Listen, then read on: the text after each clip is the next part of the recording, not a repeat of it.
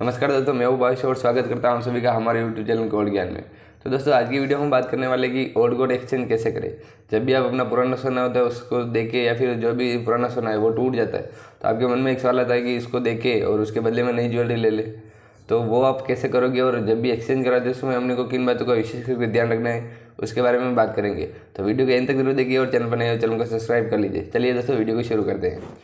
तो दोस्तों, जब भी आप अपना पुराना सोना रहता है वो आप एक्सचेंज करवाने की सोचते हो तो आपके मन में एक सवाल आता है कि जो ज्वेलर्स है वो कैसे क्या अपना पुराना सोना वो क्या रेट पे लेगा और जो नया सोना होता है वो अपने को क्या रेट में देगा। तो मैं बता दूं कि जब भी आप अपना पुराना सोना एक्सचेंज करवाने जाते हो, यानी जो भी ज्वेलरी आपकी पुरानी हो गई है आप सोच रहे हो कि इसको दे के नहीं ले लें, तो पुराना सोना मान लो कि आपकी जो गोल्ड की जो प्योरिटी होती है, यानी पुराने टाइम में अगर आपको वो 15-20 साल पहले लिया होगा तो उसकी जो गोल्ड की प्योरिटी होती है या तो 18 कैरेट होगी या फिर 20 कैरेट होगी। तो ये दोनों में आपको ये दो मतलब प्योरिटी आपको देखने को मिलेगी।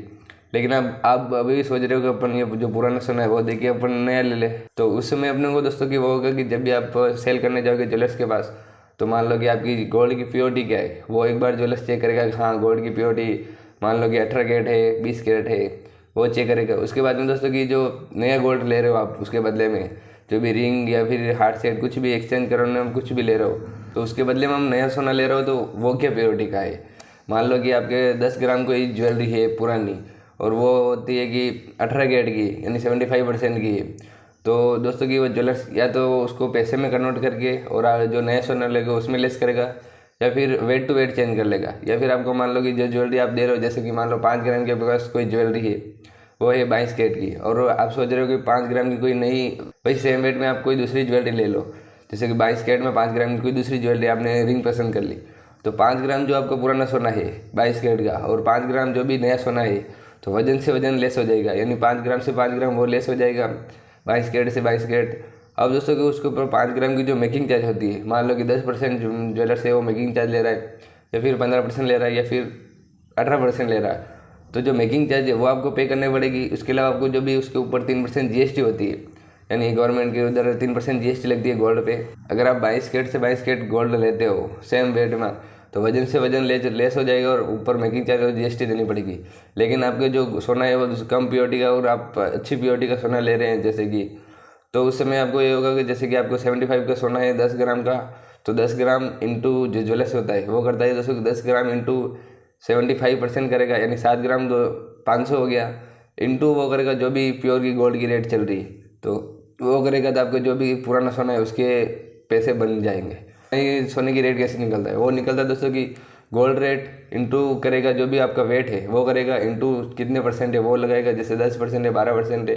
इंटू अपने को वो करेगा 3% जीएसटी, तो जो भी टोटल अमाउंट है वो आपके सामने आ जाएगा। उसके अलावा आपको गोल्ड को ऊपर अदर चार्ज होते हैं, जैसे मान लो कि कोई स्टोन वगैरह है मोती लग रहा है या मानक लग रहा है तो उसके भी आपको अलग से चार्ज देने पड़ सकते हैं। तो इस तरह मतलब ऐसे आप गोल्ड है जो एक्सचेंज करा सकते हो। लेकिन हो सके जब तक आपका वो पुराना सोना है वो एक्सचेंज मत कराइए, या हो सके आप नया ले लीजिए।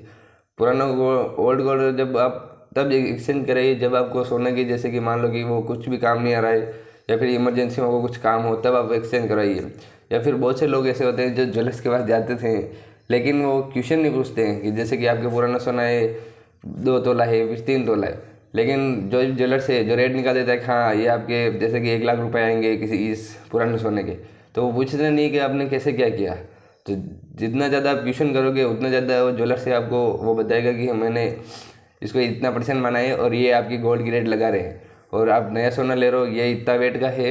ये भाव लगा रहे हैं और इसमें इतनी मेकिंग चार्ज लगा रहे हैं। तो आप जितना पूछोगे उतना आपके लिए बेनिफिट है, उसमें आपको और कुछ सीखने को मिलेगा और आपको ये भी पता चलेगा कि जो ज्वेलर्स है वो हमारा पुराना सोना है वो कितना काट रहा है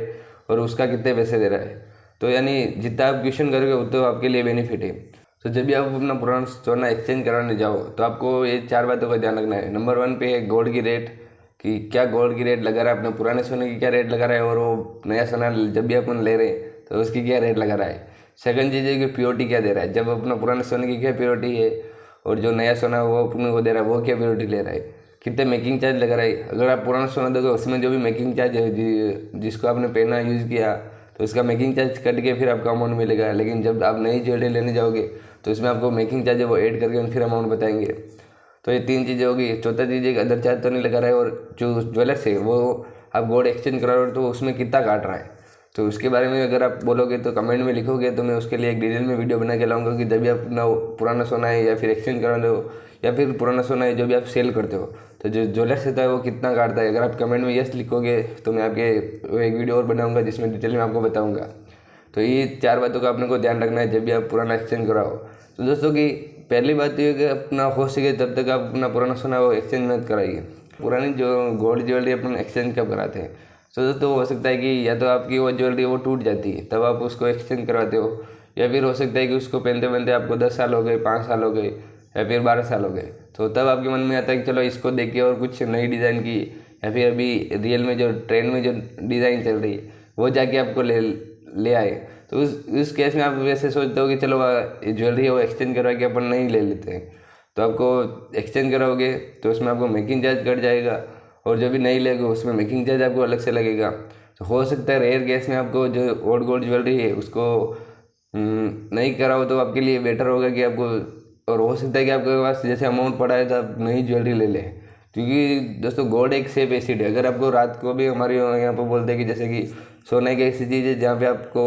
रात को भी आप इमरजेंसी में फंस गए और किसी को जाके दोगे कि ये सोने की जो अंगूठी पकड़ो या फिर ये सोने की चीज़ पकड़ो और मेरे को इतना पैसे दे दो, तो आपको रात को में भी वो आपको ज्वेलरी के पैसे दे देगा। लेकिन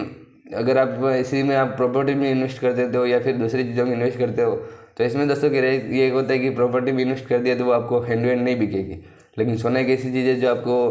मतलब रात को भी आपको किसी को बोलेंगे तो आपको अमाउंट दे देगा। तो एक ऐसी चीज़ है, इन्वेस्टमेंट है एक तरह का जिसमें आपको बेनिफिट ही है। तो हो सकता है कि आप जब एक्सचेंज कराओ तो आप इन बातों का ध्यान रखें जब भी, तो आपको ये फ़ायदा हो सकता है कि जो ज्वेलरी है वो आपकी अच्छी रेट में जाएगी पुरानी, और जब भी आप उसको लाओ तो जो ज्वेलर्स है वो कितना मेकिंग चार्ज अपने से ले रहा है और मेकिंग चार्ज आप कम करवाने की कोशिश कीजिए अगर ज्वेलर्स करता है तो इसमें भी आपका मेकिंग चार्ज में भी फ़ायदा हो सकता है। तो ये बातें थी कुछ जिनमें आप जब भी आप एक्सचेंज कराने जाओ तो आप इन बातों का आप ध्यान रखोगे तो आपके लिए बेनिफिट ही है। फिर मिलेंगे कुछ यूनिक वीडियो के साथ, तब तक जय हिंद, वंदे मातरम। कुछ डाउट हो तो आप कमेंट में जरूर लिखिए। यदि आप चैनल पर नए चैनल को सब्सक्राइब कर लीजिए गोल्ड और सिल्वर से रिलेटेड और भी जानकारी के लिए।